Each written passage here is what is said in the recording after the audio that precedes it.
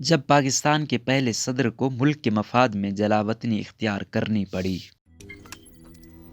روزنامہ قدرت کی ویڈیو دیکھنے کے لیے ابھی یوٹیوب چینل پر سبسکرائب کریں اور بیل آئیکن پر بھی کلک کریں۔ گھڑی کی سوئیوں نے ادھر 10 بجنے کا اعلان کیا، ادھر رات کے اندھیرے میں ایوب خان کا سرخ و سفید چہرہ چمکا۔ انہوں نے صدر مملکت اسکندر مرزا کو سیلیوٹ کیا اور کہا، سب ٹھیک ہے سر، آپریشن مکمل ہو چکا ہے۔ اس اعلان کے ساتھ ہی ماحول پر چھایا تناؤ چھٹ گیا اور اسکندر مرزا نے خوش دلی کے ساتھ اشارہ کیا، جسے دیکھتے ہی 4-5 خدمتگار چھلکتے ہوئے جام ٹرے میں سجائے نمودار ہوئے اور محفل جوان ہو گئی۔ انہیں چسکیوں کے دوران اسکندر مرزا کے دل میں جانے کیا خیال آیا کہ وہ یکدم سنجیدہ ہوئے، ایوب خان کا بازو پکڑ کر انہیں قریب کیا اور منہ ان کے کان کے قریب لے جا کر سرگوشی کی۔ ایوب، کیا میں صبح کا سورج دیکھ سکوں گا؟ ایوب خان مسکرائے لیکن خاموش رہے اور آگے بڑھ کے ان کی کمر پر اپنی ہاتھ رکھ دیا۔ اسکندر مرزا بتاتے ہیں کہ اس کے ٹھیک 20 دن بعد رات کے اسی پہر بیرے نے ان کے کمرے کا دروازہ کھٹکھٹایا۔ وہ گاؤن پہن کر باہر نکلے اور یہ دیکھ کر حیران رہ گئے کہ ایوان صدر کی راہداریوں اور باغ کی روشوں میں سٹین گن اور دوسرے اسلحے سے لیس بڑی تعداد میں فوجی کھڑے تھے۔ اسکندر مرزا سیڑھیاں اتر کر باہر آئے تو ان کا سامنا 4 جرنیلوں، جنرل شیخ، جنرل برکی، جنرل اعظم خان اور میجر جنرل شیر بہادر سے ہوا۔ ان میں سے کسی ایک نے ان سے بات کی اور اسکندر مرزا کی اپنے الفاظ میں یہ پیغام دیا۔ انہوں نے کہا، مجھے پاکستان چھوڑنا پڑے گا۔ میں نے پوچھا کیوں؟ جواب ملا، ملک کا مفاد اسی میں ہے۔ اس کے بعد اسکندر مرزا نے بتایا کہ بندوق کے زور پر میرا استعفیٰ لینے کے بعد 3 جرنیل واپس چلے گئے اور میجر جنرل شیر بہادر کو وہیں چھوڑ گئے، جس نے ان کے اور ان کی اہلیہ ناہید مرزا کے ساتھ انتہائی بدتمیزی کا مظاہرہ کیا، جس پر بیگم صاحبہ نے انہیں سختی سے ڈانٹ بھی پلائی۔ 1 گھنٹے کے اندر اندر ایوان صدر کے مکین اپنا سامان باندھ کر چلنے کے لیے تیار تھے۔ انہیں ماڑی پور ایئرپورٹ پہنچا دیا گیا، جہاں امریکی سفیر انہیں خدا حافظ کہنے کے لیے موجود تھے۔ ایئر فورس کے سربراہ ایئر مارشل اصغر خان بھی موجود تھے اور دیکھا جا سکتا تھا کہ وہ اس صورتحال سے خوش نہ تھے۔ ان مسافروں کو ایک بار بردار جہاز میں سوار کروا کر کوئٹہ پہنچایا گیا، جہاں آئندہ کچھ دن تک انہیں بلوچستان انتظامیہ کے ایک افسر کے گھر قیام کرنا تھا۔ کیا معزول صدر یہ سفر ایک قیدی کے طور پر کر رہے تھے؟ اسکندر مرزا نے اپنی یادداشتوں میں ایسا کوئی لفظ تو استعمال نہیں کیا، لیکن ایوان صدر اور اس کے بعد کوئٹہ میں قیام کے دوران انہوں نے اپنے ارد گرد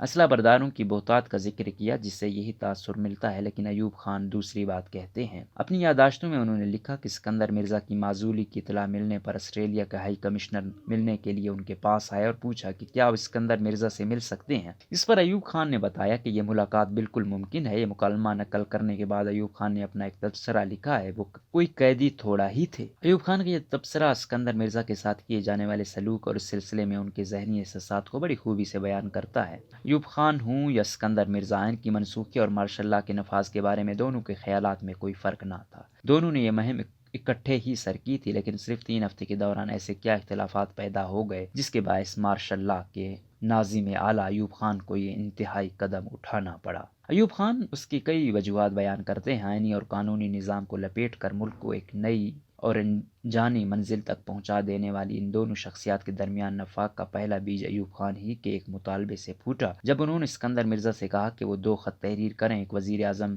فیروز خان نون کے نام جس میں بتایا جائے کہ یہ ماورائے آئین قدم کیوں اٹھایا گیا، اور دوسرا خود ایوب خان کے نام جس میں مارشل لاء کے تمام اختیارات بلا تردد ان کے سپرد کر دیے جائیں۔ اسکندر مرزا نے پہلا خط تو فوری طور پر لکھ دیا، لیکن دوسرا خط لکھنے میں انہیں تام تھا، لیکن 3 دن کی مزاحمت کے بعد یہ کام بھی انہوں نے بالآخر کر دیا، گویا دباؤ کے سامنے گھٹنے ٹیک دیے۔ اسکندر مرزا تو یہ کہتے ہیں کہ مارشل لاء کے نفاذ کے فوراً ہی بعد ایوب خان کے انداز بدل گئے۔ ان کے بقول ایوب خان اتنے شاطر تھے کہ میکاولی بھی ان سے دھوکہ کھا جاتے۔ ان 2 خطوط کے لکھے جانے کے بعد معاملات درست ہو جانے چاہیے تھے، لیکن ایسا نہ ہو سکا، بلکہ اسکندر مرزا کے بقول ایوب خان نے ان سے نگاہ ملا کر بات کرنا بند کر دی۔ اس کے برعکس ایوب خان الزام لگاتے ہیں کہ مارشل لاء کے نفاذ کے بعد میاں بیوی کے درمیان اختلاف پیدا ہو گئے اور بیگم ناہید مرزا اور اسکندر مرزا کے درمیان ہونے والی لڑائیوں کی آواز باہر تک سنائی دیتی۔ وہ کہا کرتی کہ مارشل لاء ایڈمنسٹریٹر کی حیثیت سے تمام تر اختیارات ایوب خان کے پاس چلے گئے ہیں، یوں گویا انہوں نے اپنے ہاتھ خود اپنے ہاتھوں سے کاٹ لیے اور اب ایک ہی راستہ رہ گیا ہے کہ ایوب خان کو راستے سے ہٹا دیا جائے۔ ایوب خان نے ختم کرنے کے الفاظ استعمال کیے۔ اسے قتل کرنے کی مراد بھی لی جا سکتی ہے۔ ایوب خان الزام لگاتے ہیں کہ اپنی بیوی کی باتوں میں آ کر اسکندر مرزا اسی راستے پر چل پڑے تھے۔ اس مقصد کے لیے انہوں نے انٹیلیجنس کے ذریعے فوجی دستوں کی نقل و حرکت اور ان کی پوزیشن کے بارے میں بھی جاننے کی کوشش کی، جبکہ ایئر فورس کے ذریعے کئی اہم جرنیلوں کو گرفتار کرانے کی کوشش کی۔ ایوب خان کے بقول یہ ایک ایسی خطرناک کوشش تھی جس کے نتیجے میں مسلح افواج کے درمیان تصادم ہو جاتا۔ وہ الزام لگاتے ہیں کہ اسکندر مرزا نے ایئر کموڈور رب کو ٹیلی فون پر ہدایت دی تھی کہ وہ بڑی فوج کے 3 جرنیلوں جنرل یحییٰ خان، جنرل شیر بہادر اور جنرل حمید کو گرفتار کر لیں۔ اسکندر مرزا کا موقف اس کے بالکل برعکس ہے۔ ایوب خان کے بقول اسکندر مرزا ایئر کموڈور رب کے ہاتھوں جن جرنیلوں کو گرفتار کرانے کی بات کرتے ہیں، اسکندر مرزا دعویٰ کرتے ہیں کہ ان میں سے 2 تو کراچی میں موجود ہی نہ تھے بلکہ 700 میل دور راول پنڈی میں تھے، لہٰذا ان کی گرفتاری کی بات محض افسانہ ہے۔ دوسری بات اس سے بھی زیادہ دلچسپ ہے۔ وہ بتاتے ہیں کہ ایئر کموڈور رب جن کے ایک بیان پر جرنیلوں کی گرفتاری کی کہانی کھڑی کی گئی، اس لیے بھی قابل اعتماد نہیں ہے کہ وہ اسکندر مرزا سے پہلے ہی ناراض تھے اور انہیں نقصان پہنچانے کے لیے کسی موقع کی طاق میں تھے۔ اسکندر مرزا کے بقول اس کا سبب یہ تھا ایئر کموڈور رب ایئر فورس کا سربراہ بننے کی خواہش رکھتے تھے، لیکن ان کی غیر ذمہ داری اور کھلنڈرے پن کی وجہ سے انہیں نظر انداز کر کے اصغر خان کو یہ عہدہ دے دیا گیا تو وہ ان کے خلاف ہو گئے اور انہیں نقصان پہنچانے کے لیے اس منصوبے میں شریک ہو گئے۔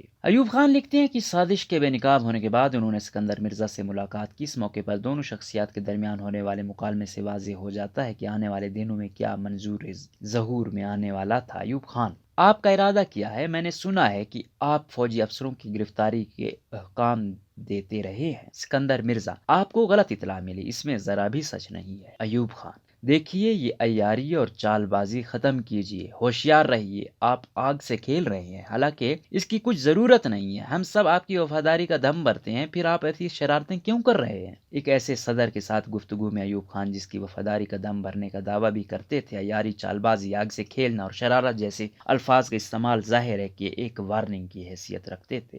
ایک ہی راستے کے مسافروں یعنی مارشل لا لگانے والی 2 طاقتور شخصیات کے درمیان تیزی سے بڑھنے والی یہ دوریاں کچھ ایسی غیر فطری بھی نہیں تھیں۔ اس کا سبب صدر مملکت کے سیکرٹری قدرت اللہ شہاب بیان کرتے ہیں۔ انہوں نے اپنی خود نوشت میں لکھا کہ مارشل لا کے نفاذ کے بعد اگلے روز میں ایوان صدر پہنچا تو صدر مملکت یعنی اسکندر مرزا وہاں کٹی ہوئی پتنگ کی طرح پھر رہے تھے۔ سبب اس کا یہ تھا کہ آئین کی منسوخی کی صورت میں انہوں نے وہ شاخ کاٹ ڈالی تھی جس پر ان کا یعنی صدر مملکت کا آشیانہ تھا۔ آئین کے خاتمے کے بعد صدر مملکت کا منصب اضافی اور غیر ضروری ہو چکا تھا، جس کے مناظر مارشل لا کے نفاذ کے اگلے ہی روز دکھائی دینے لگے۔ کچھ ایسی بات ایوب خان نے بھی لکھی۔ ان کے مطابق فوج کے شعبہ قانون نے انہیں مشورہ دیا کہ مارشل لا کے نفاذ کے بعد صدر کا منصب اضافی ہو چکا ہے، لہٰذا ضروری ہے کہ اس سے نجات حاصل کر لی جائے۔ یہ مسئلہ فوری طور پر حل کرنے کی نوبت کیوں آئی؟ ایوب خان کی بتائی ہوئی اس وجہ پر اعتبار کیا جائے کہ اسکندر مرزا سازشوں پر اتر آئے تھے۔ اسکندر مرزا کے جوابی الزامات پر ان دونوں کے داموں میں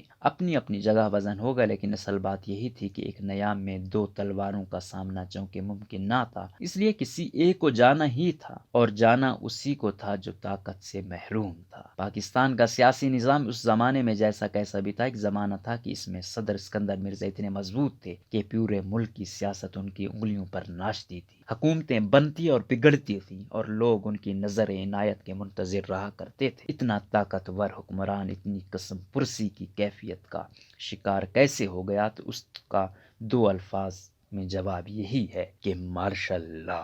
اسکندر مرزا نے مارشل لا لگا کر اپنے پاؤں پر کلہاڑی کیوں ماری؟ ایوب خان ہوں یا اسکندر مرزا، دونوں مارشل لا کے نفاذ کی ایک جیسی وجوہات ہی بیان کرتے ہیں کہ سیاستدان ملک کے وفادار نہ تھے اور اپنی ہوس اقتدار میں ملک کو تباہ کرنے درپے تھے۔ اسکندر مرزا بھی یہی کہتے ہیں۔ اضافی بات انہوں نے یہی کہی کہ سیاستدان ایوان صدر کے سامنے جلسے کرتے تھے اور انہیں دھمکیاں اور گالیاں دیا کرتے تھے۔ حزب اختلاف کے لوگ حکمرانوں کے لیے سخت زبان استعمال کیا ہی کرتے تھے، لیکن مارشل لا جیسا بڑا قدم اٹھانے کے لیے اس سے کچھ بڑی وجہ درکار ہونی چاہیے۔ خان آفقلات میر احمد یار خان کا خیال ہے کہ اسکندر مرزا آئندہ عام انتخابات سے خوفزدہ تھے اور سمجھتے تھے کہ محترمہ فاطمہ جناح اور حسین شہید سروردی جیسے قداور رہنماؤں کے مقابلے میں ان کی دال گلنے والی نہیں، اس لیے انتخابات سے فرار کا راستہ اختیار کرنے کے لیے انہوں نے یہ قدم اٹھایا۔ قدرت اللہ شاہب اس میں یہ اضافہ کرتے ہیں کہ وہ اگلی مدت کے لیے بھی صدر بننے کی خواہش رکھتے تھے، لیکن 1956 کے آئین کے مطابق ایک صدر رہتے ہوئے صدارتی انتخابات میں حصہ لینے کا اہل نہیں تھا۔ آئندہ صدارتی انتخابات میں حصہ لینے کے لیے انہیں مستعفی ہونا پڑتا، لیکن وہ اس کے لیے تیار نہ تھے، لہٰذا مارشل لا کے نفاذ میں انہیں زیادہ آسانی دکھائی دی۔